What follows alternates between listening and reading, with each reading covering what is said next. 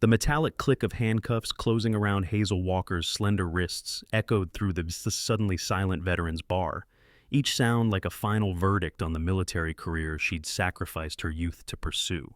4 Navy veterans stood there with triumphant smirks, their phones recording every humiliating second as the female military police officer pushed her toward the exit. "This is what happens to stolen valor trash," Blake, the largest of the group at 6'4", bellowed loud enough for the entire bar to hear. "No way a tiny thing like this could ever be a SEAL."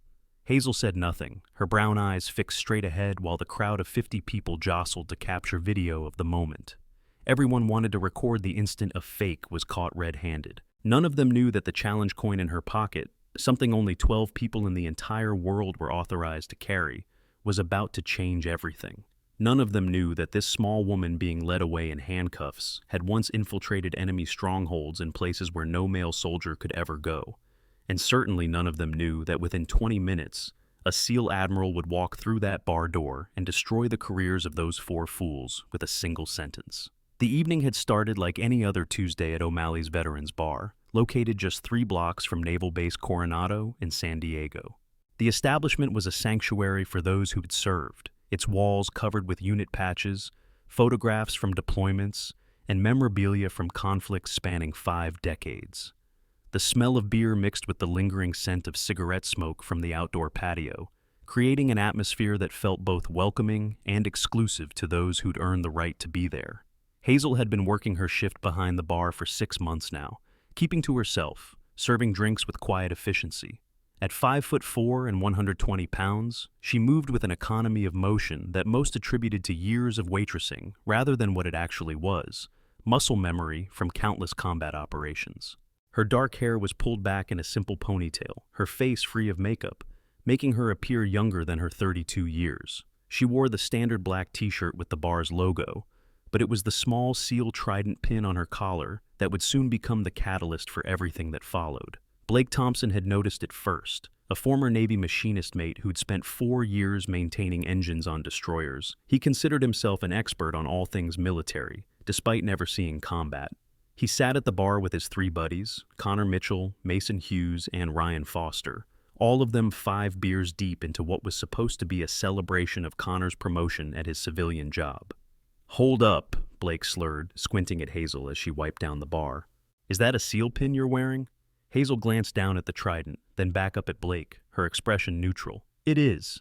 The transformation in Blake's face was immediate. His eyes narrowed, his jaw clenched, and he sat up straighter on his bar stool. "You trying to tell me you're a Navy SEAL?" "I was," Hazel replied simply, continuing to clean glasses with the same methodical precision she'd once used to clean weapons. Connor, who stood 6'3" and still maintained the physique from his days as a naval security guard, let out a bark of laughter. "This is rich. This little girl thinks she's a SEAL. What's next? You gonna tell us you were in DevGru too?" The bar started to quiet as other patrons picked up on the confrontation brewing. Conversations died mid-sentence, pool cues stopped clacking, and even the jukebox seemed to lower its volume, as if sensing the tension. Mason pulled out his phone, his fingers flying across the screen. At 5'10" with a wiry build, he had served as a communications specialist and prided himself on his ability to find information quickly. "Let's see here. Navy SEAL database, public records." He scrolled for a moment, then looked up with a triumphant grin. "There's no Hazel Walker on any SEAL list. Not Team 1 through 10, not DevGru, nowhere." Ryan, the smallest of the group but arguably the most aggressive after drinking, stood up from his stool. "You know what I think? I think we've got ourselves a case of stolen valor right here. Wearing a trident you didn't earn, claiming to be something you're not." Hazel set down the glass she was cleaning, her movements deliberate and controlled. When she spoke, her voice carried no emotion, just stated facts. "The records you're looking at are incomplete." "Oh, really?" Blake stood up, using his size to loom over the bar. "Incomplete how? They just forgot to list you? The only woman SEAL in history, and they just accidentally left you off the list?" If you're watching from a military family or know someone who served, drop your location in the comments below. This story reveals a shocking truth about classified units that officially never existed. The way these veterans treated her will make your blood boil, but what happens when the Admiral walks in? That's when everything changes. Hit that subscribe button now because what you're about to witness is why you should never judge a warrior by their appearance. Ashley Harper, a former Marine who now worked as a veterinary technician, was sitting at a corner table with her girlfriend. She'd been watching the interaction with growing concern. Ashley stood up, her 5'7" frame athletic despite being 3 years out of service. "Hey, maybe we should all just calm down. If she says she served, stay out of this," Connor cut her off. "This is between us and the faker here." Blake reached across the bar and grabbed Hazel's wrist, yanking her arm forward to examine it more closely. "Look at this. No muscle definition, no scars, nothing that says military. You probably bought that pin at a surplus store." Hazel didn't resist the grip, but something in her eyes shifted. It was subtle, barely noticeable, but Oliver McKenna, the bar's owner and a former Force Recon Marine, caught it from his position behind the register. He'd seen that look before, in Afghanistan, in Iraq, in men who had been pushed past their limits and were deciding whether violence was necessary. But Hazel simply relaxed her arm, letting Blake examine it like a piece of evidence. Ryan wasn't satisfied with just looking. He grabbed Hazel's sleeve and yanked it up, revealing her forearm. There, among the smooth skin, was a puckered scar about 3 inches long. "What's this from? Kitchen accident?" For the first time, something flickered across Hazel's face. Not anger, not fear, but something deeper. A memory, perhaps. 762 by 39, she said quietly. Liam Chen, sitting at the bar nursing a whiskey, straightened up. The former Army sniper knew that measurement. It was the dimensions of an AK-47 round. He looked at the scar more carefully, recognizing the distinctive pattern of a bullet graze. But before he could say anything, Blake had already moved on to his next accusation. "You know what I think?" Blake announced to the now completely silent bar. "I think we need to call this in. This is a federal crime, impersonating military personnel." Mason was already dialing on his phone. "I've got a buddy who works at NCIS. He says they take this stolen valor stuff seriously now." Connor moved around the bar, positioning himself between Hazel and the exit. "You're not going anywhere until we get this sorted out." The crowd had grown to nearly 50 people now, all of them watching with a mixture of excitement and discomfort. Several had their phones out, recording what they assumed would be the exposure of a fraud. The younger veterans seemed eager for the confrontation, while some of the older ones looked uncertain, perhaps recognizing something in Hazel's demeanor that didn't quite fit the narrative being constructed. "What's your story then?" Blake demanded. "How does someone like you become a SEAL? Did you do Hell Week? Did you do the diving quals, the parachute training? Or did you just watch a movie and decide you wanted to play dress-up?" Hazel's response was measured, each word carefully chosen. "I completed basic underwater demolition SEAL training in September of 2015, Class 303. Mason was frantically typing. "There was no Class 303. The class that graduated that September was 301. The classes you can find," Hazel said simply. This seemed to enrage Blake even more. "So, now you're claiming to be part of some secret SEAL class? What's next? You gonna tell us you were on the Bin Laden raid too?" Ryan grabbed a bar napkin and threw it at Hazel. "Here, show us how a SEAL folds a napkin. They taught you that in your secret training, right?" Without looking at the napkin as it landed in front of her, Hazel picked it up and in 3 quick movements had it folded into a perfect triangle, edges aligned with military precision. It was a small thing, but Oliver noticed. So did Ashley Harper and Liam Chen. The muscle memory was too ingrained, too automatic to be faked. "Lucky guess," Connor dismissed. "Anyone can fold a napkin." Speaking of military service, many veterans struggle with chronic pain from old injuries. There's a new FDA-approved therapeutic device that uses electromagnetic pulses to target deep tissue pain without medication. It's the same technology used in top military hospitals, now available for personal use. The portable unit fits in your pocket and provides 8 hours of continuous relief. Veterans are reporting 70% reduction in joint pain after just 2 weeks of daily use. Blake pulled out his own phone now. "I'm calling the MPs at Coronado. They need to know there's someone here impersonating a SEAL." "Already on it," Ryan said, his phone to his ear. "Yeah, I need to report a case of stolen valor at O'Malley's bar." "Yeah, she's claiming to be a Navy SEAL, female, about 5'4", dark hair." While Ryan gave the description, Connor decided to escalate things physically. He reached over the bar and grabbed the SEAL pin from Hazel's collar, ripping it off and leaving a small tear in the fabric. "You don't deserve to wear this." Hazel's hand twitched, an almost imperceptible movement toward where the pin had been, but she stopped herself. Instead, she simply said, "That belonged to someone important." "Yeah, whoever you stole it from," Blake shot back. He turned to address the growing crowd. "Everyone, take a good look.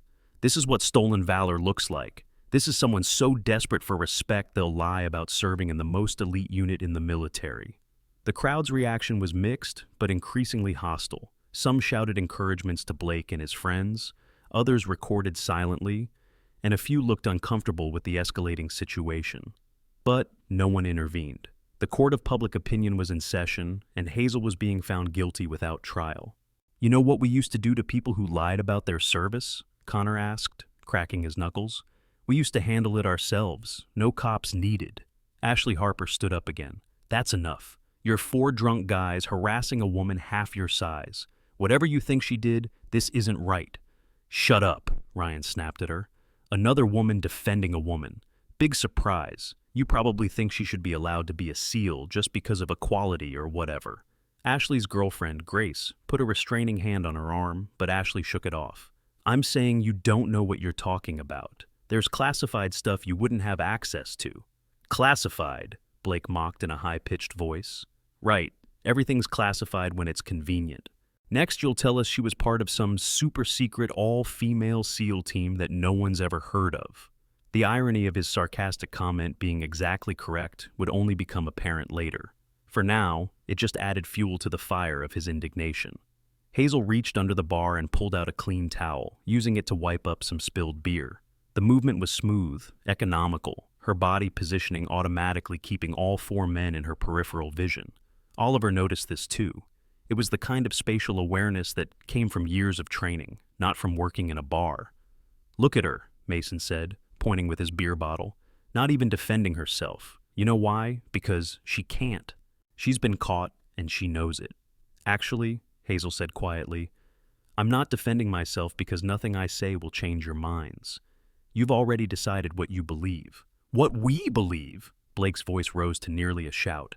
"We believe in facts, and the fact is you're a liar, a faker, and a disgrace to everyone who actually served." The front door of the bar opened, and two military police officers entered, followed by their commanding officer, Captain Ashley Harper, no relation to the Marine veteran, despite sharing the same name. The captain was 35, standing 5'9", with the kind of bearing that came from 12 years of military service. Her uniform was immaculate, her expression professional, but tinged with annoyance at being called out for what seemed like a minor dispute. "We got a call about someone impersonating military personnel," Captain Harper announced. Blake practically jumped forward. "That's her, right there behind the bar. She's claiming to be a Navy SEAL." Captain Harper approached the bar, her trained eye taking in the scene. Four agitated men, a crowd with phones out, and a small woman calmly standing behind the bar, showing no signs of distress despite being the center of attention. "Ma'am, I need to see some identification," Captain Harper said to Hazel. Hazel reached into her back pocket and pulled out her wallet, extracting a driver's license and handing it over. Captain Harper examined it, then looked back at Hazel. "Do you have military ID?" "No," Hazel replied. "I've been separated for 18 months. "She claims she was a SEAL," Connor interjected, "but she's not in any database." Captain Harper pulled out a tablet and began typing. After a moment, she frowned. "There's no record of military service for Hazel Walker in the standard database." She looked up at Hazel. "Ma'am, claiming false military service is a crime under the Stolen Valor Act. Do you have any proof of your service?" Hazel was quiet for a moment, then reached into her front pocket. She pulled out what looked like a thick titanium coin, solid black with intricate engravings. She set it on the bar with a soft metallic clink. Blake snatched it up before Captain Harper could examine it. "What's this supposed to be? Some kind of challenge coin? You can buy these online for $20. He held it up to the light, squinting at the engravings. "Ghost 7? What kind of made-up unit is that?" Oliver McKenna, who had been watching silently from behind the register, suddenly went very still, his eyes fixed on the coin in Blake's hand, and the color drained from his face. He had heard whispers about Ghost Unit during his 3 tours in Afghanistan, stories told in hushed voices about operators who didn't officially exist, who handled missions so classified that even mentioning them could end your career. Still watching? Good, because this is where it gets intense. Share this with anyone who thinks women can't be elite operators. The breadcrumbs are adding up, and if you're picking up on the clues, you know something massive is coming. Like this video if you see what's really happening here. Captain Harper held out her hand for the coin, and Blake reluctantly gave it to her. She examined it carefully, noting the weight, much heavier than a normal challenge coin, and the precision of the engravings. There was something about it that seemed official, but she'd never seen anything like it in her 12 years of service. "This isn't in any database I have access to," she said carefully. "Ma'am, I'm going to need you to come with us while we verify your claims." "She's lying," Ryan shouted. "Just arrest her already." Captain Harper gave him a sharp look. "Sir, I'll handle this according to protocol." She turned back to Hazel. "Ma'am, please step out from behind the bar." Hazel moved around the bar with fluid grace, her hands visible and non-threatening. As she did, Connor couldn't resist getting in one more jab. "Should make her do push-ups. Bet she can't even do 10. "I'll do them if it helps," Hazel said simply. This caught Captain Harper's attention. The willingness to comply, the complete lack of defensive behavior, it didn't fit the profile of someone caught in a lie. Usually, people claiming false valor became either aggressive or overly emotional when confronted. Hazel was neither. "That won't be necessary," Captain Harper said. She pulled out her handcuffs. "Ma'am, I'm placing you under investigative detention while we verify your identity. This isn't an arrest, but I need to follow protocol." Hazel simply held out her hands, wrists together. The movement was practiced, automatic. She'd been in restraints before, though under very different circumstances that none of the people watching could have imagined. As the metal closed around her wrists, Blake couldn't contain his satisfaction. "See, this is what happens when you lie about serving. This is what happens when you disrespect those of us who actually wore the uniform." The crowd was buzzing now, phones capturing every angle as Captain Harper began to lead Hazel toward the door. Comments flew from the onlookers. "Can't believe someone would fake being a SEAL. She seems so quiet and normal. My cousin died in Afghanistan. This is disgusting. Get her out of here." But Liam Chen, the former Army sniper, noticed something else. As Hazel was being led away, she automatically checked her six, a quick glance over her shoulder to assess threats behind her. Her footwork was precise, maintaining balance despite the cuffs, and when someone moved suddenly to get a better photo angle, her body shifted subtly into a defensive posture before relaxing again. These weren't things you could fake. These were ingrained responses from years of training in combat. "Hold up," Liam called out, but his voice was drowned out by the crowd. Mason was already posting on social media, typing furiously. "Catching a stolen valor case live at O'Malley's. This woman claimed to be a Navy SEAL. Getting arrested right now? Stolen valor, fake SEAL, a justice." The post would go viral within minutes, but not in the way Mason expected. As they reached the door, Hazel turned her head slightly toward Captain Harper. "Ma'am, you might want to call SOCOM directly. Ask for verification of Ghost Unit 7. Use authentication code Tango 77. Captain Harper hesitated. The specificity of the request, the authentication code, these weren't things a faker would typically know. "I'll look into it," she said quietly. Blake overheard and laughed loudly. "Authentication codes. She's really committed to the lie, isn't she? What's next? Secret handshakes?" The door opened, and for a moment, the San Diego evening air rushed in, carrying with it the salt smell from the ocean. In that brief instant, Hazel's entire demeanor changed. Her head tilted slightly, listening to something. Her body tensed in a way that made Captain Harper instinctively tighten her grip. "Helicopter," Hazel said quietly. "MH-60, about 3 minutes out." Captain Harper glanced at her watch. There were no scheduled military flights over this area tonight. She'd checked before responding to the call, but then, faintly, she heard it too. The distinctive thrum of rotor blades. What Hazel's about to reveal reminds us that identity protection is crucial for former Special Operations personnel. There's a comprehensive identity monitoring service that specifically caters to military families and veterans. It tracks your personal information across the dark web, alerts you to any suspicious activity, and provides immediate response teams if your identity is compromised. With military-grade encryption, it's the same system used by federal agencies. Back in the bar, Blake was holding court with the crowd, retelling the story of how they'd exposed a faker. You should have seen her face when we called her out. She had this whole story prepared about secret SEAL classes and classified units. It was pathetic. Connor added, "The worst part is, she was so committed to it. Like she actually believed her own lies." Ryan was scrolling through his phone, reading comments on Mason's social media post. "Look at this. The video already has 50,000 views. People are pissed.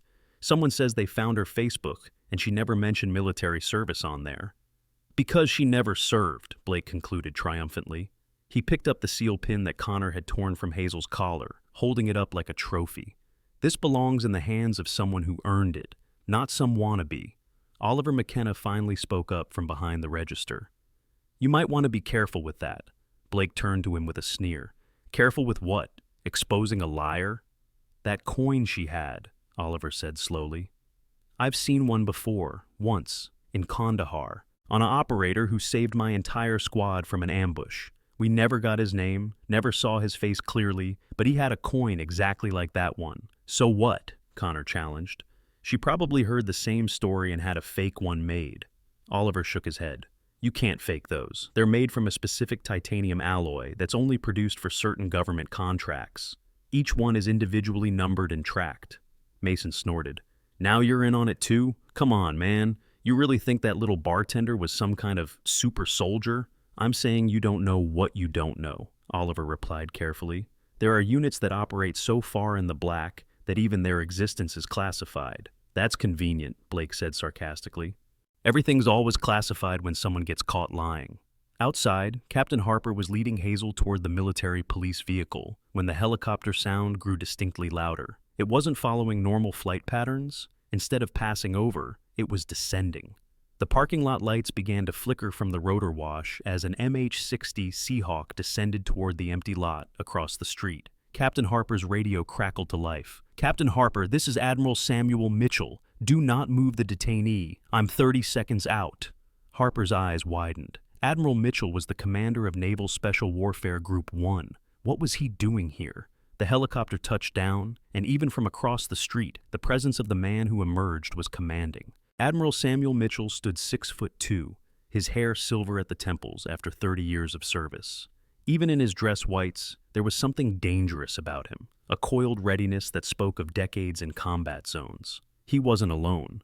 2 other figures in tactical gear flanked him, their faces obscured, but their bearing unmistakably that of special operators.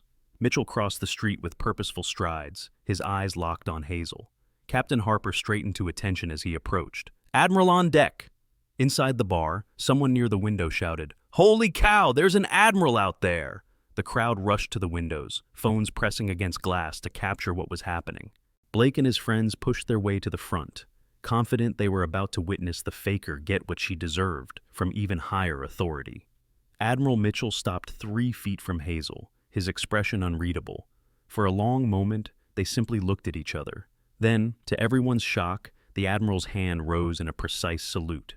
"Captain Walker," he said, his voice carrying clearly in the evening air. "It's been too long." Captain Harper's mouth fell open. Blake, watching from the window, felt his stomach drop. Connor's beer slipped from his suddenly numb fingers, shattering on the floor. Hazel, despite her hands being cuffed, managed to return the salute with perfect military bearing. "Admiral Mitchell, I wasn't expecting a house call. When I heard Ghost 7 was in trouble, I came immediately." He turned to Captain Harper. "Captain, remove those restraints immediately." "Sir, she's being detained for suspected stolen valor." Mitchell's expression hardened. "Captain Walker has more confirmed kills than anyone else in this parking lot, including me. She's completed missions that don't exist in places that aren't on maps. Now remove those cuffs before I have you brought up on charges for wrongful detention of a decorated veteran." Harper fumbled with her keys, quickly unlocking the handcuffs. As they fell away, Hazel rubbed her wrists briefly, the first sign of any discomfort she'd shown all evening. "Sir," Harper stammered, "there's no record of her service in any database I can access." "That's because Ghost Unit doesn't exist, Captain. It never existed. And the 12 people who served in it officially never existed either." Mitchell pulled out his phone and showed Harper something on the screen. Her face went pale. That's classified beyond my level." "Yes, it is. And now you understand why Captain Walker isn't in your databases." Inside the bar, pandemonium had broken out. Blake stood frozen at the window, his face cycling through disbelief, confusion, and growing horror. Connor was backing away from the window as if distance might somehow undo what he'd participated in. Mason's phone slipped from his fingers, his viral post about catching a faker now becoming evidence of something very different. Ryan looked like he might be sick. Admiral Mitchell wasn't finished. He raised his voice, knowing the crowd inside could hear him through the open door. For anyone wondering, Captain Hazel Walker completed Bud's training with Class 303, a special selection course that ran parallel to the regular class. She was one of 12 women selected for Ghost Unit, a program so classified that even its termination wasn't officially recorded. He pulled a tablet from his aide's hands and held it up, showing a photograph. It was Hazel, face painted in camouflage, in full tactical gear, standing with 11 other women in similar dress. Behind them was a helicopter and terrain that looked distinctly Middle Eastern. Operation Neptune's Shadow, Yemen, 2019, Mitchell continued. Captain Walker infiltrated a compound by posing as local staff. When the mission was compromised, she held off 47 enemy combatants single-handedly, while her team extracted a high-value target, 47 confirmed kills in one night. The crowd inside had gone completely silent. Someone's phone clattered to the floor, the sound sharp in the stillness. Mitchell turned to look directly at the window where Blake stood frozen. She did this after suffering a gunshot wound to her shoulder. She stayed behind to ensure her team's extraction, then walked 12 miles through hostile territory to reach the extraction point. The Navy Cross she was awarded for that action is also classified, which is why you won't find it in any public record. Blake's legs seemed to give out. He slumped against the window frame, his face ashen. Connor had backed all the way to the bar, his hands shaking visibly. Mason was frantically trying to delete his social media post, but it had already been shared thousands of times. Ryan had rushed to the bathroom, the sound of retching audible even from the main room. Admiral Mitchell turned back to Hazel, his expression softening slightly. Captain Walker, I apologize for what you've endured here tonight. The failure of our systems to protect your identity after your service is unacceptable. Hazel's response was characteristically measured. It's not your fault, Admiral. When Ghost Unit was disbanded, we all knew this might happen eventually. Disbanded? Mitchell's jaw tightened. That's a polite word for what happened. Your unit was terminated because certain people in Washington couldn't accept that women were outperforming traditional SEAL teams in specific mission sets. Captain Harper, still processing what she was witnessing, found her voice. Sir, if I may ask, Ghost Unit was all female? Correct, Mitchell confirmed. 12 women selected from various special operations backgrounds. The program recognized that there were certain missions where female operators had distinct advantages. Infiltration of areas where men would be immediately suspected, gathering intelligence in cultures where women were invisible, operations requiring a different kind of strength than raw physical power. He gestured to Hazel. Captain Walker, for instance, infiltrated 7 different terrorist cells by posing as everything from a nurse to a cleaning woman to a diplomat's wife. No male operator could have gotten close to those targets. The door to O'Malley's burst open, and Blake stumbled out, his face contorted with a mixture of shame and desperation. We didn't. How were we supposed to know? Hazel looked at him with those same calm brown eyes that had weathered his abuse all evening. You weren't supposed to know. That was the point. But Connor had followed Blake out, his voice cracking. You never said anything. You just stood there while you what? Admiral Mitchell's voice turned cold. While you harassed her? While you accused her of stolen valor? While you had her arrested? He took a step toward the 2 men, who instinctively backed away.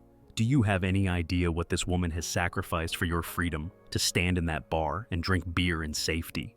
Mason and Ryan had emerged now too, Ryan wiping his mouth with the back of his hand, his face greenish under the parking lot lights.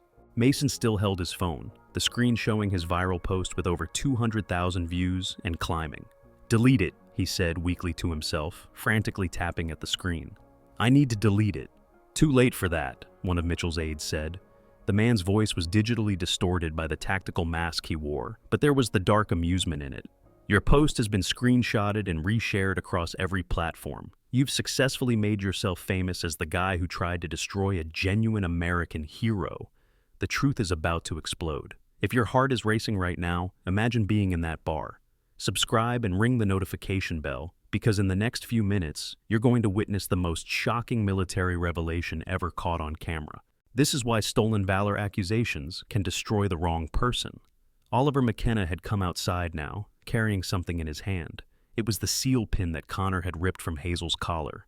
He approached slowly, respectfully, and held it out to her. "Ma'am, I believe this is yours." Hazel took it, her fingers closing around the small piece of metal. "It's not mine," she said quietly. "It belonged to Commander Jessica Stone, Ghost 3. She died in Syria covering our extraction." The admission hung in the air like a physical presence. Even Admiral Mitchell's expression tightened, with pain at the memory. "Jess was the best of us," Hazel continued, speaking to no one in particular. "She could have gotten out clean, but she stayed behind when our position was compromised. Held them off for 43 minutes by herself. We heard every minute of it over comms." Blake fell to his knees on the asphalt, the weight of what he had done finally crushing him. "I'm sorry," he whispered. "I'm so sorry. I didn't know." "Stand up," Hazel said sharply. When Blake looked up at her in confusion, she repeated, "Stand up. You were Navy. Whatever else you are, you served. So, stand up." Blake struggled to his feet, tears streaming down his face. Connor, Mason, and Ryan stood behind him, all looking like they wanted to disappear into the ground. "You want to know why I didn't defend myself?" Hazel asked them. "Because I've been trained to survive interrogation by professionals who make you look like children. Your words meant nothing to me. But also because defending myself would have meant revealing information that could put 11 other women at risk. Women who are still out there, still living under assumed identities, still trying to have normal lives after giving everything to their country." Admiral Mitchell's aide handed him another tablet. "Sir, we have a situation developing." Mitchell looked at the screen, his expression darkening. "When?" 40 minutes ago, sir. The facial recognition triggered when the video went viral." Hazel immediately understood. "They found another ghost." Mitchell nodded grimly. "Ghost 3's sister unit, Ghost 5, Sarah Chen. She's been working as a teacher in Portland. Someone ran facial recognition on the viral video and matched her to an old surveillance photo from an operation in Pakistan. Is she secure? Extraction team is en route, but..." Mitchell hesitated. "There's been chatter. Foreign intelligence services have been looking for Ghost Unit members ever since Yemen. This exposure..." Hazel was already moving. "I need to go, sir. If they've found Sarah..." "Negative," Mitchell said firmly. "We have teams handling it. Your cover is blown anyway. You can't help her now." The crowd from the bar had slowly filed outside, forming a large semicircle around the scene. Many still had their phones out, but now they were recording something very different from what they'd expected. They were witnessing a revelation about American military operations that most would never have believed possible. Ashley Harper, the Marine veteran who had tried to defend Hazel earlier, stepped forward from the crowd. "Ma'am," she said to Hazel, "I'm sorry I couldn't do more. I knew something was off about their accusations, but..." "You stood up when no one else would," Hazel replied. "That's more than most do." Liam Chen, the former Army sniper, also approached. "That scar on your arm. 7.62 by 39, AK-47 round. Where?" "Mosul," Hazel answered. 2017, infiltrating an ISIS cell. Cover got blown during extraction." "I was in Mosul in 17, Liam said slowly. 2nd Battalion, 75th Rangers. There was an operation. They told us a forward observer called in coordinates that saved our entire platoon from an ambush. The observer identified themselves as Ghost 7. Hazel said nothing, but the slight nod she gave was confirmation enough. Captain Harper had been quiet, processing everything she'd witnessed. Finally, she spoke up. "Captain Walker, I need to apologize for detaining you. I was following protocol, but..." "You were doing your job," Hazel interrupted. "Correctly, I might add. My identity couldn't be verified through normal channels. You had no way of knowing." Admiral Mitchell's phone buzzed. He answered it, listened for a moment, then his face went very still. "Understood. We're on our way." He ended the call and turned to Hazel. "Ghost 5 is secure, but there's a problem. The exposure has triggered something. Someone leaked the full Ghost unit roster." Hazel's calm facade finally cracked. "What? How is that possible? Those files were destroyed." "Apparently not all of them. Someone kept copies, and now they're being sold on the dark web to the highest bidder. Every Ghost unit member's real identity, last known location, operational history, it's all out there. After what you've just witnessed, you might wonder about legal rights regarding military service verification." There's an online legal consultation platform that specializes in military law and stolen valor cases. They offer 24/7 access to JAG-certified attorneys who understand the complexities of military service records and classified operations. First consultation is free for veterans, and they've successfully defended over 500 cases of wrongful stolen valor accusations. The implications were staggering. 12 women who had served their country in the most dangerous and classified operations imaginable were now exposed to every enemy they had ever made, every terrorist organization they'd infiltrated, every foreign intelligence service that wanted revenge. "We need to bring them all in," Hazel said immediately. "Emergency extraction for all remaining Ghost Unit members." "Already in motion," Mitchell confirmed. "But there's another problem. The leak included operational details. Missions that were never supposed to exist are now public knowledge. The diplomatic fallout..." He didn't need to finish. Covert operations in allied countries, assassinations of targets that were officially off-limits, intelligence gathering that violated international agreements. All of it was now potentially public. Blake, who had been standing in stunned silence, suddenly spoke up. "We did this. Our video, our accusations, we caused this." Admiral Mitchell fixed him with a hard stare. "Yes, you did. Your need to humiliate someone you perceived as weak has potentially cost lives and compromised national security." Connor stepped forward, his voice shaking. "Can we help? There must be something we can do to fix this." "Fix this?" Mitchell's aide laughed bitterly. "You can't unexpose classified operators. You can't take back viral videos. You can't undo the damage." But Hazel held up a hand. "Actually, they can help." She turned to Mason. "You posted the original video. You have the platform. Use it." "For what?" Mason asked desperately. "Disinformation. Post updates saying it was all an elaborate hoax, a training exercise. Anything to muddy the waters and make people doubt what they saw." Mason immediately began typing on his phone. "On it. I'll say it was a recruiting video, a stage thing for a movie, whatever it takes." Admiral Mitchell looked skeptical. "That won't fool foreign intelligence services." "No," Hazel agreed, "but it might buy us time with amateur bounty hunters and low-level threats." Ryan, who had been silent since throwing up, finally found his voice. "What about us? Are we going to be charged with anything?" Captain Harper answered that one. "Technically, you committed assault when you grabbed her. You filed a false report. You caused a public disturbance." The four men looked terrified, but Hazel shook her head. "No charges."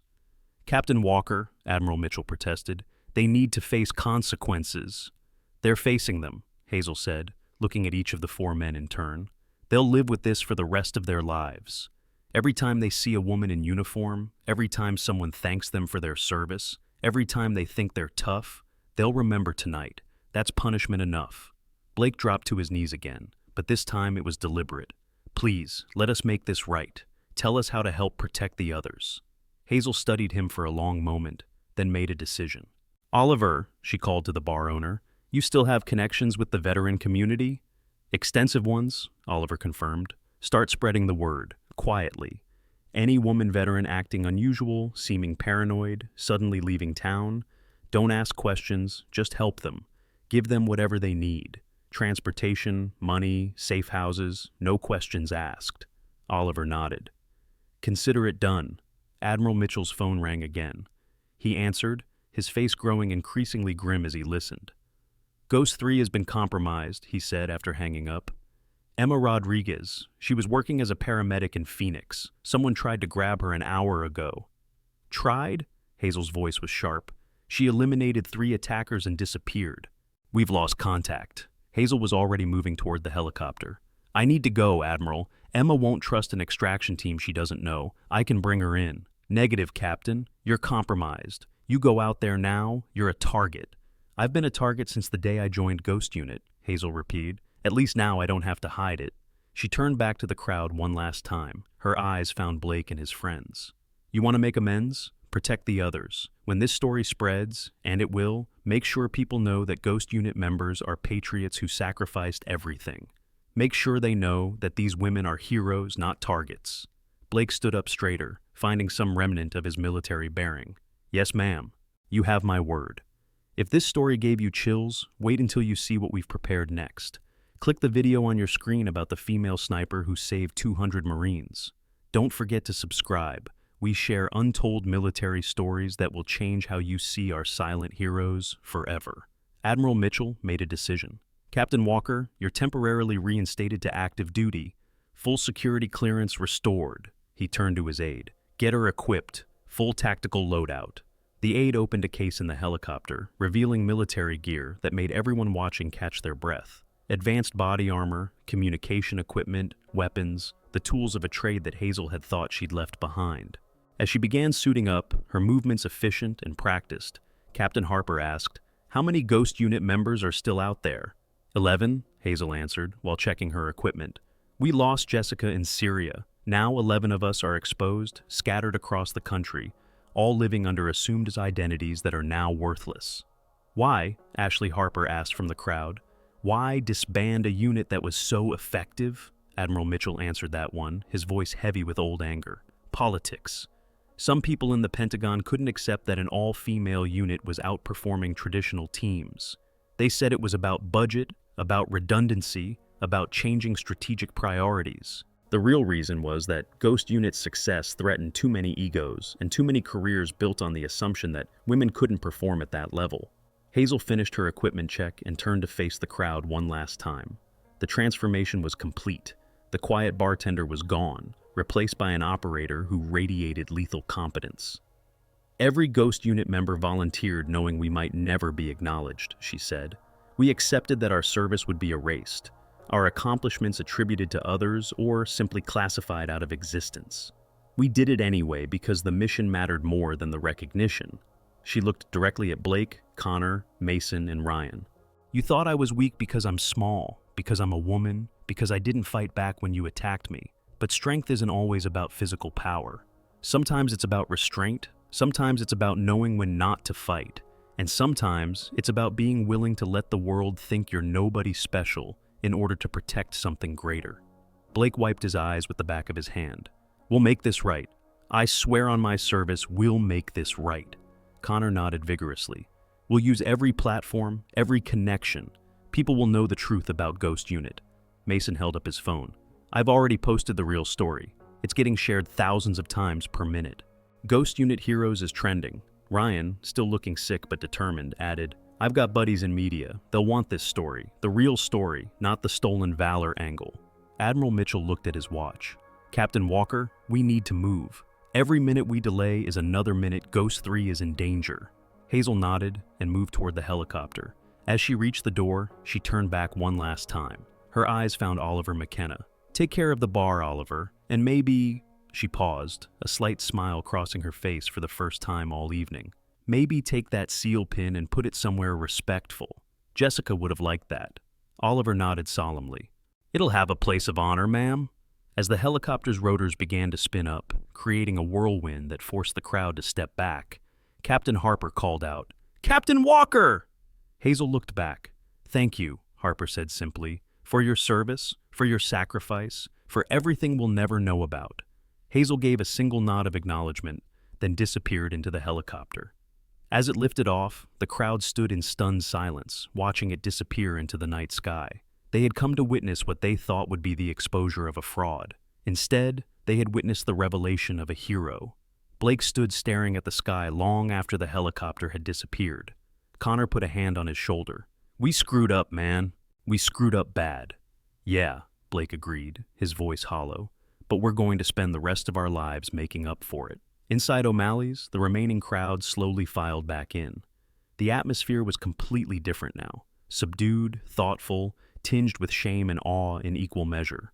Oliver McKenna stood behind the bar, holding the seal pin that had belonged to Ghost 3, Jessica Stone. "Listen up," he called out, his voice carrying the authority of someone who had led men in combat. "What happened here tonight was a failure of all of us. We failed to protect someone who protected us. We failed to recognize a hero because she didn't look like what we expected. We failed because we were too quick to judge and too slow to think." He pulled out a hammer and a nail from behind the bar, walked to the wall covered in military memorabilia, and carefully hung the seal pin in a place of honor, surrounded by photos of fallen heroes. This pin belonged to Commander Jessica Stone, Ghost 3, who died protecting her team in Syria. It was carried by Captain Hazel Walker, Ghost 7, who we just watched get arrested for the crime of being a woman who achieved what we thought was impossible. Oliver turned to face the crowd. From now on, this bar has a new rule. Anyone who served in Ghost Unit drinks free for life. Anyone who protected them gets the same. And anyone who questions a veteran's service without damn good cause gets banned. Period. The crowd murmured agreement. Several people raised their glasses in a toast to Ghost Unit, to Hazel Walker, and to the 11 women still out there, now exposed and in danger because of a viral video that should never have been made. 3 days passed with the intensity of a military campaign. The story of Ghost Unit had exploded across every media platform imaginable. CNN, Fox News, MSNBC, they all ran continuous coverage of the leaked operational files. The Pentagon held 3 emergency press conferences in 72 hours, each one revealing more information while trying desperately to control a narrative that had already escaped their grasp.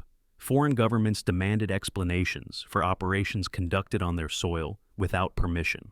Congressional hearings were scheduled. The Secretary of Defense was called to testify about why an elite all-female unit had been disbanded for political reasons. But while the world debated and politicians postured, 11 women who had lived in shadows for 18 months were being systematically hunted.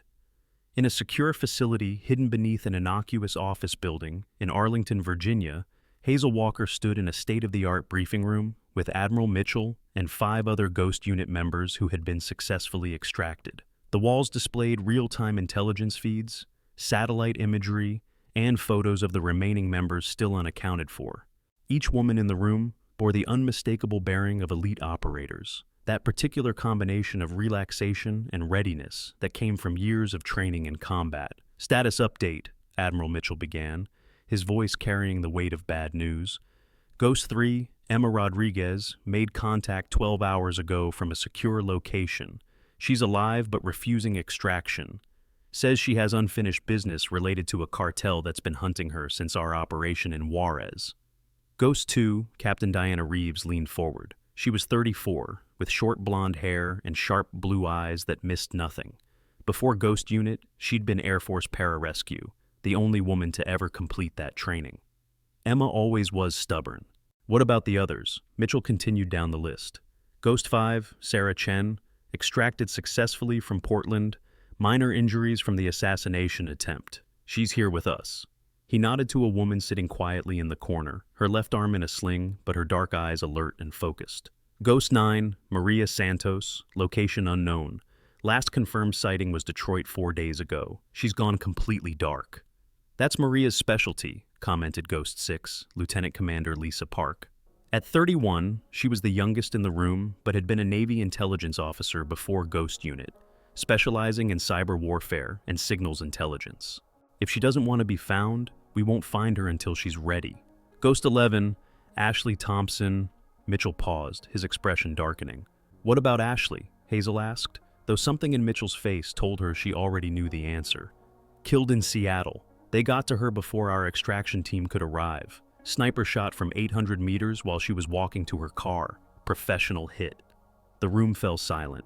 Ashley had been the youngest member of Ghost Unit at only 26, recruited straight from Marine Force Recon, where she'd been the first woman to serve in that capacity. She'd had a laugh that could fill a room, and skills that could clear one. Now she was dead because someone needed internet fame, and 4 drunk veterans couldn't stand the idea of a woman wearing a seal pin. "Who?" Diana's voice was ice cold. "Russian intelligence, we think. The SVR has been particularly interested in Ghost Unit ever since you disrupted their operations in Ukraine." Ghost 4, Captain Rachel Green, stood up from where she'd been studying tactical maps. At 33, she carried herself with the distinctive bearing of a Marine infantry officer, which she'd been before volunteering for Ghost Unit. "How did the leak happen? Those files were supposed to be destroyed when the unit was disbanded." Mitchell pulled up a classified briefing on the main screen. "We've identified the source. Lieutenant Colonel David Harrison, Pentagon Strategic Planning. He had access to the Ghost Unit files as part of the disbandment process. Instead of destroying them as ordered, he kept copies." "Why?" Sarah Chen spoke for the first time, her voice hoarse from the ordeal she'd survived in Portland. "Money. He was selling them piecemeal to the highest bidder. When the viral video hit, he panicked and dumped everything on the dark web, hoping to muddy the waters about his involvement.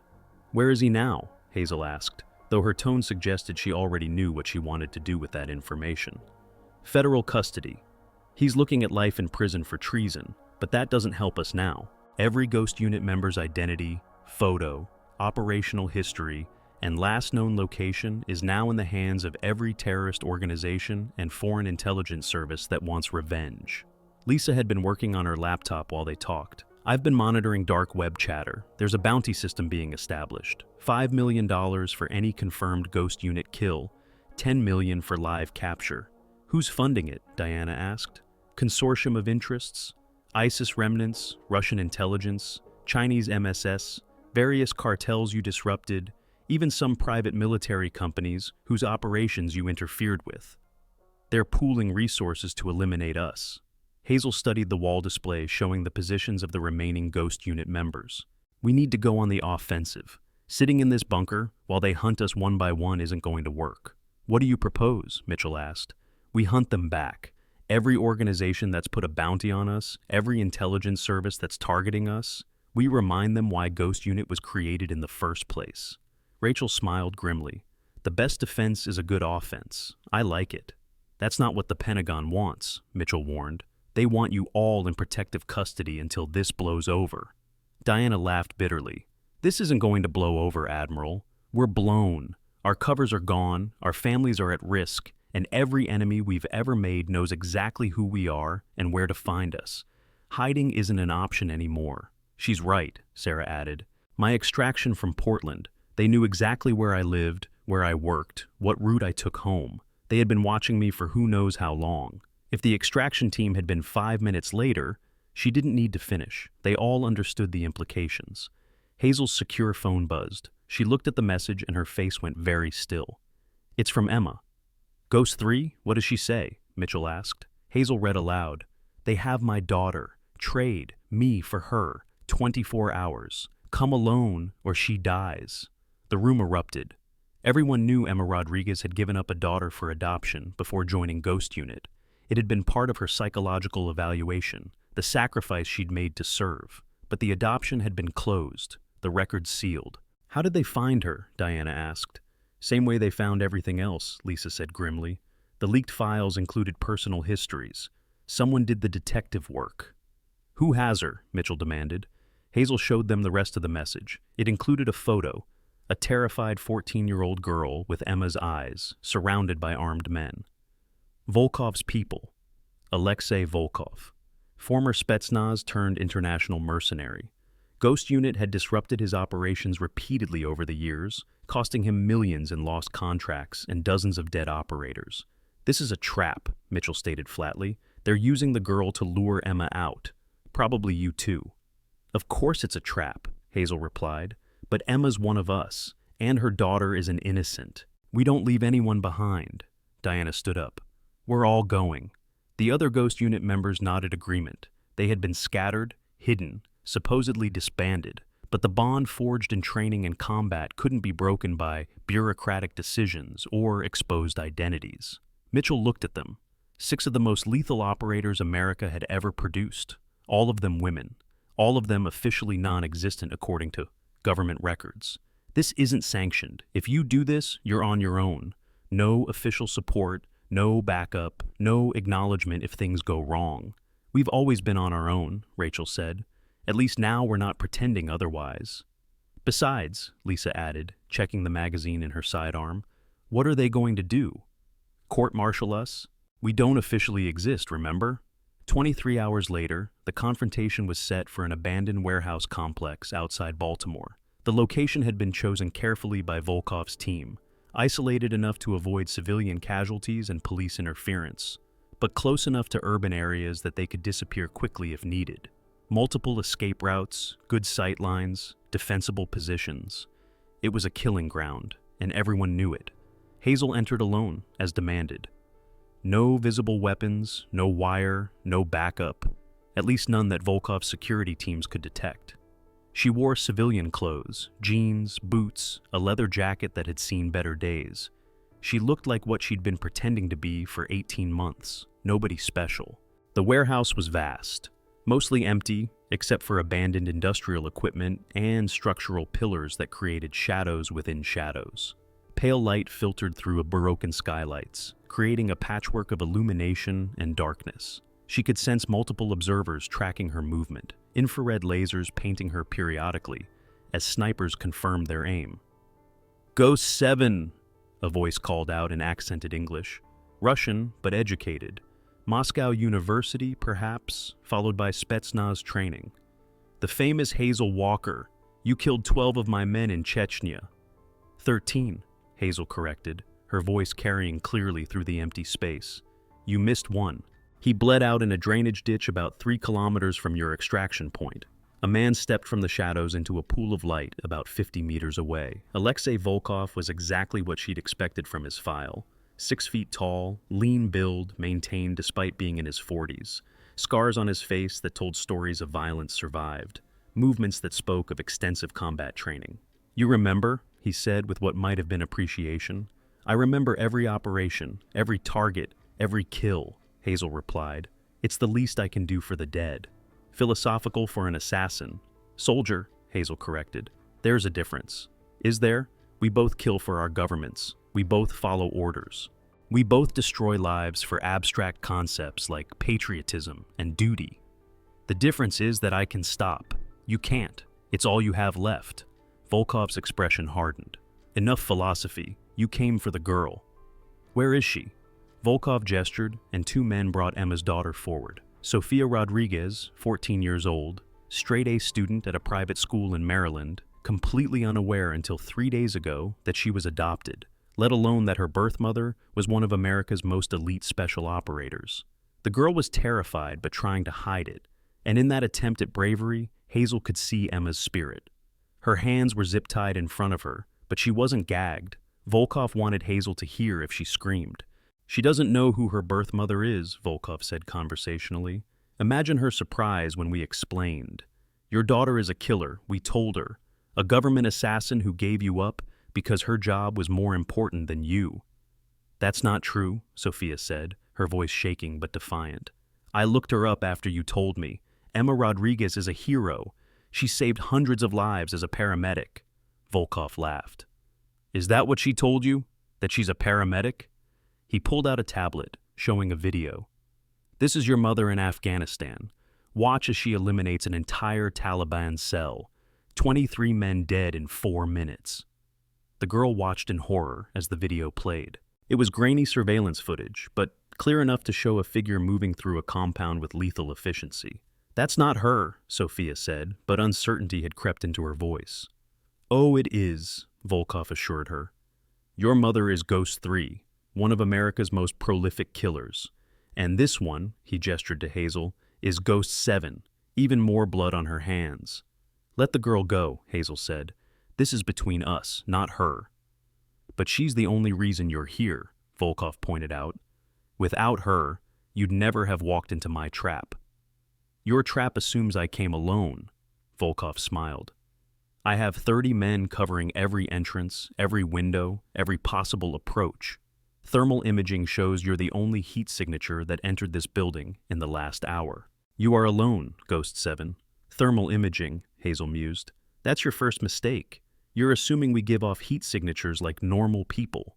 Volkov's smile faltered slightly. "What?" "Ghost unit trained in Alaska for 3 months. You know what we learned there? How to regulate our body temperature. How to use specialized clothing that masks thermal signatures. How to be ghosts in more than just name." Red laser dots suddenly appeared on every one of Volkov's men simultaneously. 30 dots for 30 men, each centered perfectly on a forehead or center mass. "You're right that I walked in alone," Hazel continued conversationally. "But my sisters have been here for hours. Ghost 2 has been in the rafters since yesterday. Ghost 4 and 5 came in through the old subway access tunnel this morning. Ghost 6 has been lying under that pile of debris in the corner for 6 hours without moving. We're very patient." Volkov's men were spinning, trying to locate threats they couldn't see. Several fired randomly into shadows, the gunshots echoing through the warehouse. "Hold your fire," Volkov shouted at his men. To Hazel he said, "You're bluffing. My men would have detected them." A single shot rang out, and the tablet in Volkov's hand exploded into plastic fragments. He jerked back, unharmed but shocked. Emma Rodriguez's voice came over hidden speakers placed throughout the warehouse. "That was a warning, Alexei. The next one goes through your skull. Let my daughter go, and you might live long enough to see a prison cell." "Ghost 3, Volkov said, his composure cracking. "So, you did come." "We always come for our own," Diana's voice added from somewhere in the shadows above. "It's what separates us from mercenaries like you." 30 men, Rachel's voice came from another direction entirely, versus 6 Ghost Unit operators. "Want to know how this ends? I'll give you a hint. Badly for you." Volkov was spinning now, trying to track voices that seemed to come from everywhere and nowhere. His men were panicking, their disciplined formation dissolving as they tried to cover all angles against an enemy they couldn't see. "You want to know the real difference between us and you?" Hazel asked, taking a step forward. "You fight for money. We fight for each other. You hired 30 men who will run the moment things get difficult. We're sisters who will die for each other, without hesitation." One of Volkov's men broke. He threw down his weapon and ran for the nearest exit. A second followed, then a third. The panic was contagious.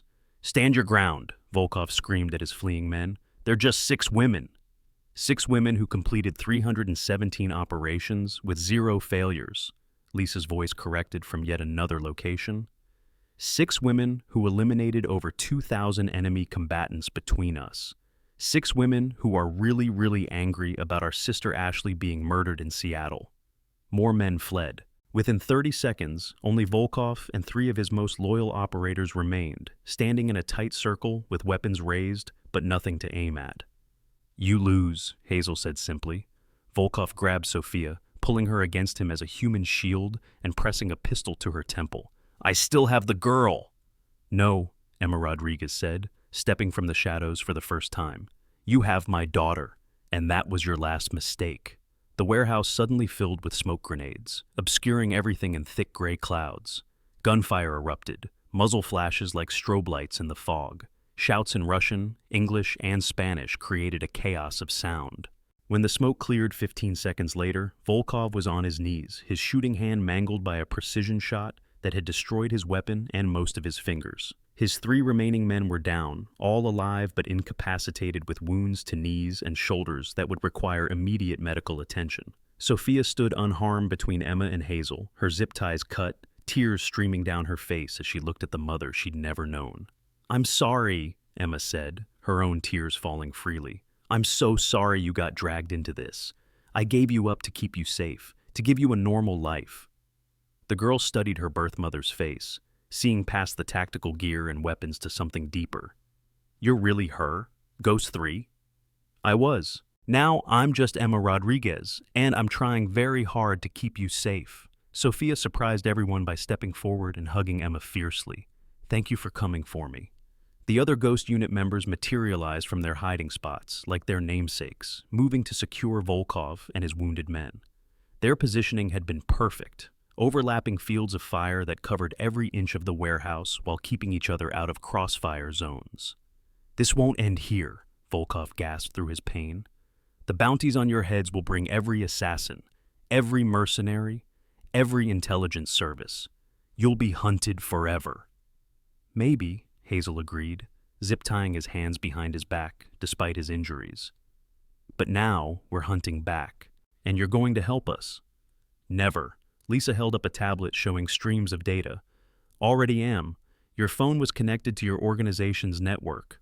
I've been downloading everything. Contacts, financial records, operational plans. Every person who contributed to the bounty on us, every government official you've bribed, every operation you're planning." Volkov's face went pale. "That information will start a war." "No," Diana corrected. "It'll end one. The war against Ghost Unit stops now, or we release everything. Every dirty secret, every black operation, every payment to every corrupt official. How long do you think your associates will last when their own governments learn what they've been doing?" Sirens were approaching in the distance. Multiple vehicles, moving fast. "That'll be Admiral Mitchell," Rachel noted. "Late as always with the official support." Sure enough, minutes later, the warehouse was flooded with federal agents, military police, and Admiral Mitchell himself, looking simultaneously relieved and furious. Captain Walker, he said formally, you conducted an unauthorized operation on American soil. We conducted a rescue mission of an American citizen kidnapped by international terrorists, Hazel corrected. Unless you'd prefer we'd left a 14-year-old girl in their hands? Mitchell's expression softened slightly. No, but this can't continue. 6 of you can't take on every organization that's hunting Ghost Unit. Watch us, Diana said flatly. There's another way, Mitchell said. He pulled out an official document. Presidential Executive Order, signed an hour ago. Ghost Unit is officially reactivated. Full operational status, unlimited resources, and complete autonomy to hunt down anyone targeting former or current members. The 6 women exchanged glances. We don't exist, remember? Rachel pointed out. That was the whole point. You didn't exist, now you do. Public acknowledgement, official recognition, and most importantly, legal protection for all operations conducted in defense of the unit. What's the catch? Hazel asked. No catch. The president saw the footage from the bar, read the leaked operational files, and made a decision. Ghost Unit was too valuable to lose to politics, and you're too valuable to lose to revenge killings. Emma was still holding her daughter, but she looked up at this. All of us? Even the ones who've been living civilian lives? All of you. The 11 surviving members are being offered immediate reactivation, with full benefits and protection. If any of you prefer to remain civilian, you'll receive new identities, relocation assistance, and lifetime security details. Sarah Chen spoke up. What about our families? The leak exposed everyone connected to us. Already being handled. Military protection for all immediate family members, new identities where requested, and significant compensation for the disruption to their lives. Lisa had been checking her secure phone. Admiral, I'm seeing chatter about another Ghost Unit member in trouble. Ghost 9, Maria Santos. She just surfaced in Detroit. She's pinned down by what looks like a triad hit team. How long to get there? Hazel asked Mitchell. 90 minutes by helicopter. Too long, Diana said. She won't last that long alone. She's not alone, a new voice said from the warehouse entrance. Everyone spun, weapons rising instinctively. A woman stood silhouetted in the doorway, someone none of them had expected to see. Ghost 12, Hazel whispered. Captain Jennifer Stone walked into the warehouse, very much alive despite being officially listed as killed in action 3 years ago in Syria. She was Jessica Stone's older sister, the reason Jessica had joined Ghost Unit in the first place. Hello, sisters, Jennifer said. We need to talk about the real reason Ghost Unit was created, and why certain people needed us to disappear. You're supposed to be dead, Admiral Mitchell said, his face pale. I was supposed to be a lot of things, Jennifer replied. Dead was just the most convenient for everyone involved. But when I heard about Ashley being killed and the rest of you being hunted, I couldn't stay hidden anymore. She pulled out an encrypted drive. This contains everything. The real Ghost Unit files. Not the sanitized version that was leaked, but everything, including Operation Blackwater. The room went silent. Operation Blackwater was a myth, a conspiracy theory among special operations forces. The supposedly illegal operation that had caused a massive scandal to be covered up. That never happened, Mitchell said automatically. It did, Jennifer said. Ghost Unit didn't just run normal operations. We were created to clean up mistakes, to eliminate threats that came from within our own government. Traitors, double agents, corrupt officials who had become security risks. We were the ghosts that haunted the guilty. She looked at each of her fellow Ghost Unit members. We eliminated 43 American citizens who were selling secrets to foreign poors. All sanctioned, all legal under executive order, all completely deniable. That's why we were disbanded. Someone in the Senate found out and threatened to expose everything unless Ghost Unit disappeared. Senator Harrison, Lisa breathed, her fingers flying over her tablet. He led the committee that recommended Ghost Unit's disbandment. His son is Lieutenant Colonel David Harrison, the one who leaked our files. Exactly, Jennifer confirmed. The senator was being blackmailed by the Russians. They had evidence of his affairs, his financial crimes, his connections to defense contractors. He disbanded us to protect himself, and his son kept our files as insurance. Where's the senator now? Hazel asked. Dead. Heart attack 2 days ago, right after his son was arrested.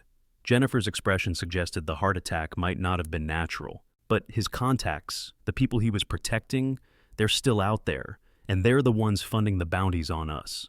Admiral Mitchell was on his phone, speaking rapidly to someone. When he hung up, his expression was grim. "The president wants to see all of you, immediately." "All of us?" Diana asked. "All surviving Ghost Unit members. There's going to be a ceremony, public recognition of your service, full military honors, and an announcement that Ghost Unit is not only reactivated, but expanded." "Expanded?" Rachel asked. 50 new operators are beginning selection next month. All female, all volunteers, all trained by you.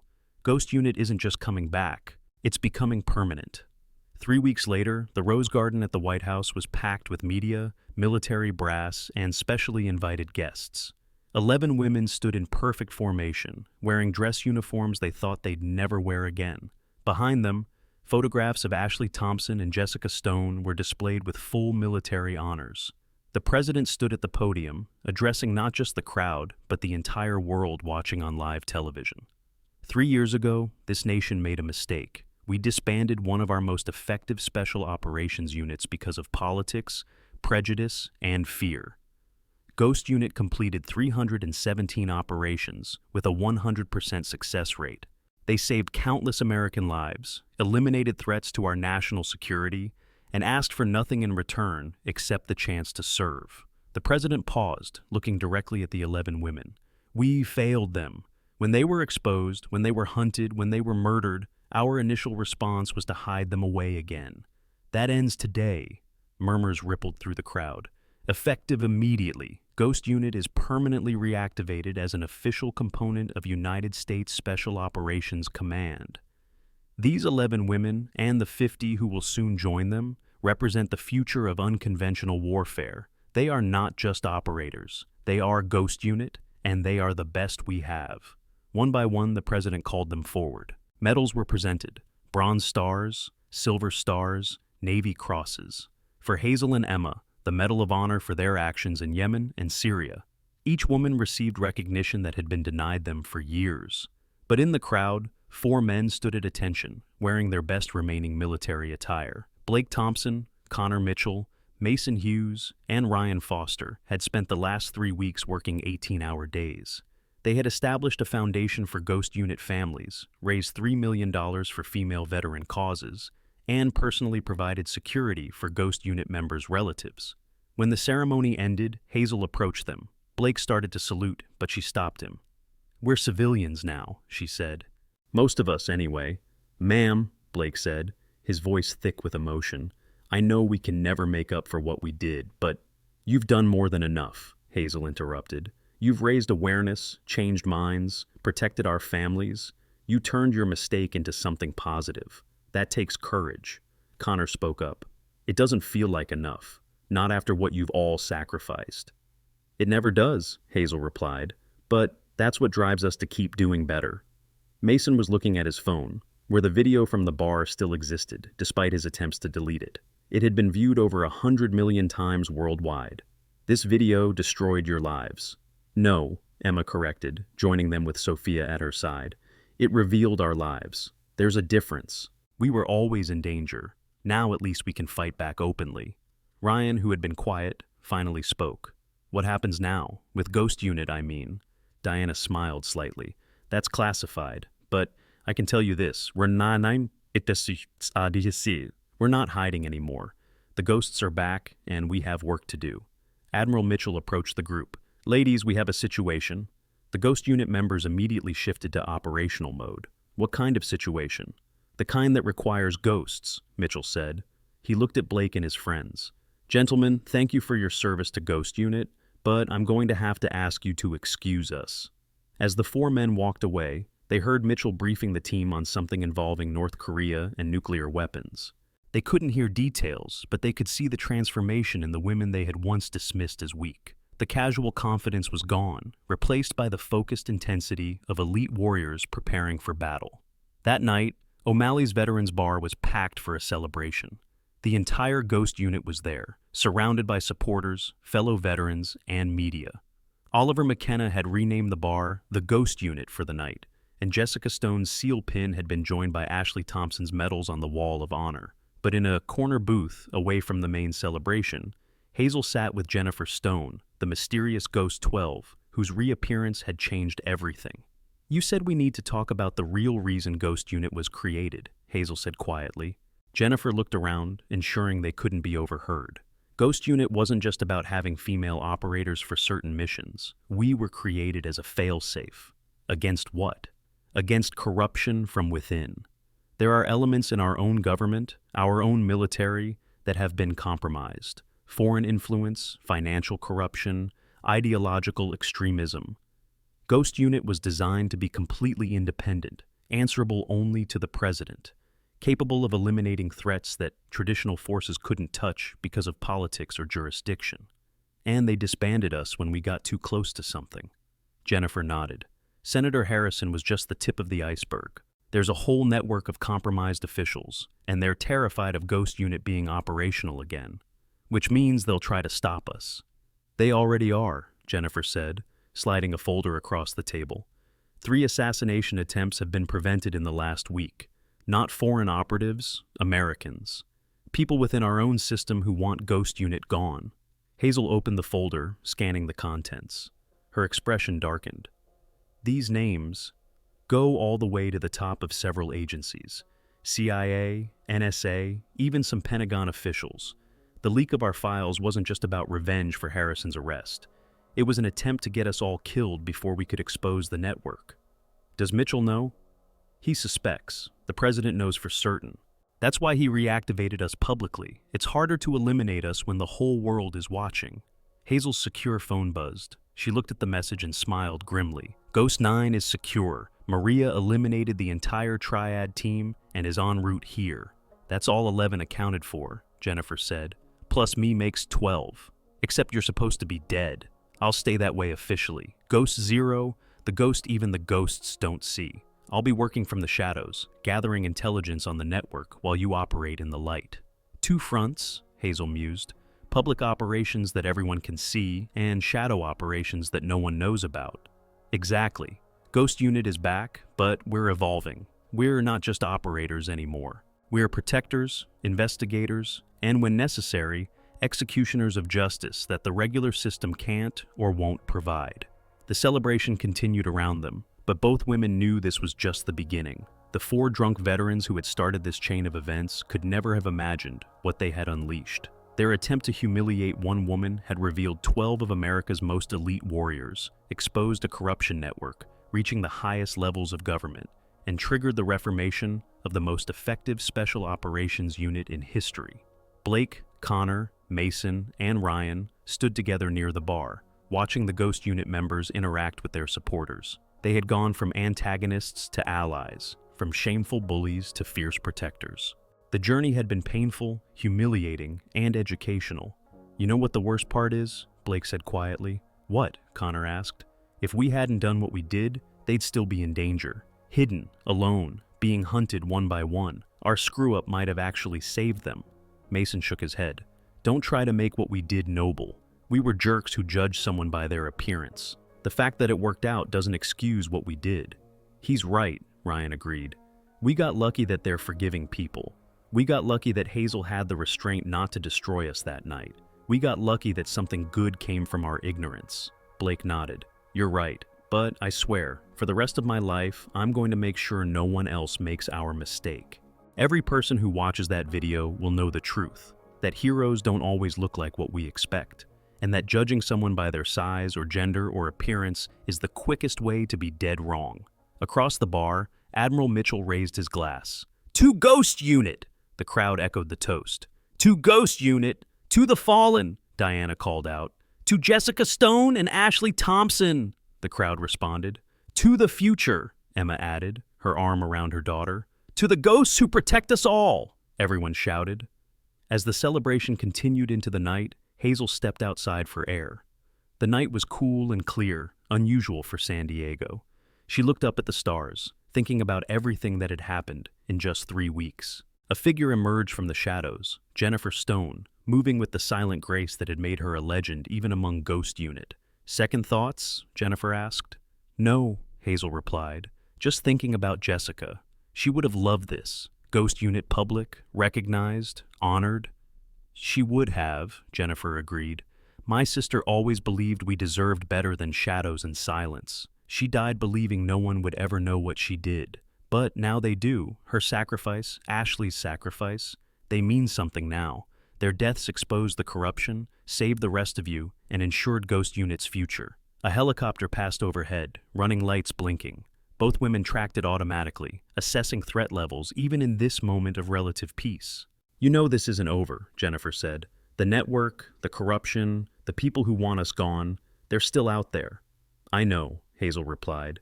"But for tonight, just tonight, we can celebrate. Tomorrow, the war continues." "The war never ends," Jennifer corrected. "It just changes battlefields." They stood in comfortable silence for a moment, two of the most dangerous women in the world, looking like nothing more than veterans sharing a quiet moment outside a bar. "I should go," Jennifer finally said. "Ghost Zero has work to do." "Be careful," Hazel said. "Operating alone is dangerous." Jennifer smiled. "I'm never alone. I've got 11 sisters watching my back, even if they don't know it." She melted back into the shadows, disappearing as completely as if she'd never been there. Hazel remained outside for another moment, then returned to the celebration. Tomorrow, Ghost Unit would begin operations again. Tomorrow, they would face new threats, new enemies, new challenges. But tonight, they were together. They were alive. They were vindicated. And they were ready. The ghosts were back, and God help anyone who stood in their way. Inside the bar, the phone behind the counter rang. Oliver answered it, listened for a moment, then his face went pale. He found Admiral Mitchell and whispered something urgently. Mitchell's expression darkened. He made his way to Hazel, pulling her aside. "What is it?" she asked. "That was the Pentagon. There's been an incident. The facility where Lieutenant Colonel Harrison was being held. Someone broke him out. Professional job. No casualties, but Harrison is gone." "Who?" "Unknown, but he took something with him. A hard drive from his father's safe. We don't know what's on it, but if it's what we think..." "More Ghost Unit files? Worse. The complete records of Operation Blackwater. Names, dates, targets, authorization codes. Everything that could destroy not just Ghost Unit, but the entire Special Operations community." Hazel looked around the room at her celebrating sisters. They had survived exposure, assassination attempts, and bureaucratic betrayal, but this new threat could be worse than all of that combined. "When do we deploy?" she asked. 1 hour. "We're designating this Operation Resurrection, Ghost Unit's first official mission since reactivation. The target? Find Harrison, recover the drive, and eliminate anyone who's seen its contents." "Rules of engagement?" Mitchell's expression was grim. "There are none. This is Black Ops at its darkest. Success at any cost." Hazel nodded. This was what Ghost Unit had been created for. The mission's too sensitive, too dangerous, too as morally complex for conventional forces. She looked back at the celebration one last time. Blake and his friends were toasting something with Oliver. Emma was showing her daughter photos on her phone. Diana and Rachel were arm wrestling, while Lisa took bets. Sarah was quietly talking with some Marine veterans. It was a perfect moment of peace and vindication. But perfect moments never lasted. "Ghost Unit!" Hazel called out, her voice cutting through the celebration. Instantly, every Ghost Unit member turned to her, reading her expression and understanding immediately. "We have work to do." Without hesitation, without complaint, without question, 11 of America's most elite warriors set down their drinks, said their goodbyes, and prepared for war. The celebration was over. The ghosts were going hunting. And somewhere in the darkness, Ghost Zero smiled. The real game was finally beginning. As the Ghost Unit members filed out of the bar, Blake called out, "Captain Walker!" Hazel turned. "Give them hell," Blake said simply. She nodded once, then disappeared into the night with her sisters. The 4 men who had started this entire chain of events stood in the doorway, watching as helicopters appeared from the darkness to collect the Ghost Unit. "Think we'll ever see them again?" Connor asked. "Probably not," Blake replied. "But we'll know they're out there, protecting us from threats we'll never know about." "Ghosts," Mason said quietly. "Heroes," Ryan corrected. "Both," Oliver said from behind them. "They're both." The helicopters lifted off, disappearing into the night sky. Somewhere, enemies of America were about to learn why Ghost Unit had been feared even when it didn't officially exist. Somewhere, corruption was about to face justice. Somewhere, ghosts were about to remind the world that some warriors were too valuable to lose, too dangerous to challenge, and too dedicated to ever truly disappear.